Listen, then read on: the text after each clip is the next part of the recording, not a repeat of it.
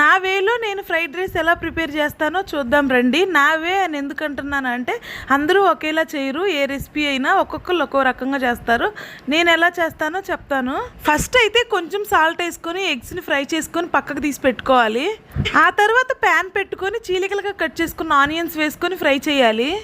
Onions సగం వరకు fry అయిన తర్వాత మనం అల్లం వెల్లుల్లి పేస్ట్ అయితే వేసుకొని పచ్చివాసన పోయేంత వరకు ఫ్రై చేసుకోవాలి. ఆ తర్వాత మనకు కావాల్సిన వెజిటబుల్స్ అన్నీ వేసుకొని ఫ్రై చేసుకోవాలి.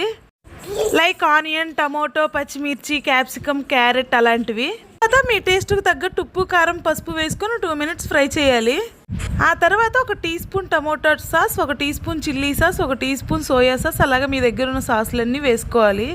లేకపోయినా ఏం పర్వాలేదు, స్కిప్ చేసేయచ్చు. నా దగ్గర ఉన్నాయి కాబట్టి నేను వేస్తున్నాను. ఆ తర్వాత కొంచెం గరం మసాలా, కొంచెం ధనియాల పొడి వేసుకొని రైస్ వేసి బాగా మిక్స్ చేసుకోవాలి. ఫ్రై చేసిన ఎగ్స్, కొత్తిమీర వేసి సర్వ్